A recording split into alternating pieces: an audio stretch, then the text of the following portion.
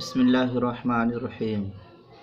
ایک صاحب نے پوچھا ہے کہ مرد اگر ہر سال اپنی بیوی سے نکاح کرتا ہے تو کیا ایسا کرنا ٹھیک ہے اور 500 روپیہ مہر دیتا ہے؟ شرعی حکم کیا ہے؟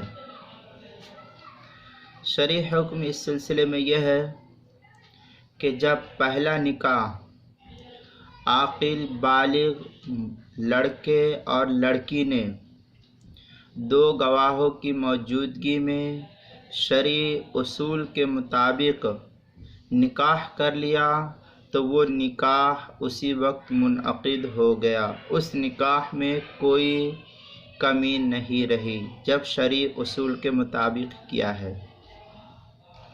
پھر اگر کسی طریقے سے کوئی شک و شبہ ہو تو دونوں طرف کے خاندان کے لوگ باضابطہ دوبارہ نکاح کر کے باعزت طریقے سے دوبارہ اگر رخصتی کر لے تو اس میں بھی کوئی حرج نہیں ہے۔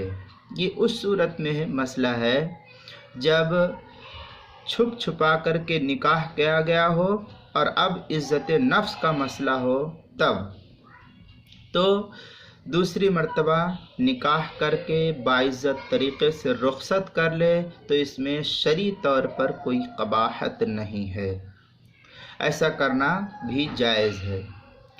اور اگر دوبارہ مہر مقرر کیا جائے تو اس کی بھی گنجائش ہے، لیکن 500 روپیہ مہر مقرر کرنا یہ مناسب نہیں ہے۔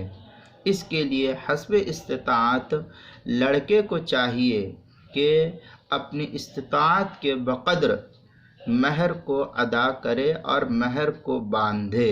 یہ 500 روپیہ آج کے دور میں مہر مناسب نہیں ہے، ورنہ جائز تو ہے لیکن مناسب نہیں ہے، اس کا خیال کیا جائے۔ اس مسئلے کو فتاوی تاتارخانیہ کے اندر جو جدید نسخہ ہے اس کی کتاب النکاح الفصل السابع عشر فی المہر جو زکریا بک ڈپو کی چھپی ہوئی ہے، اس کی چوتھی جلد صفحہ نمبر 184 اور 185 پر ہے، حدیث مسئلہ نمبر 5914 پر۔ اسی طریقے سے جو در مختار ہے وہ در مختار ما شامی کتاب النکاح باب المہر جو کراچی کی چھپی اس کی تیسری جلد صفحہ نمبر 112 اور زکریا بک ڈپو کی چھپی ہوئی ہے اس کے صفحہ نمبر جلد نمبر 4 صفحہ نمبر 247 پر نقل کیا ہے۔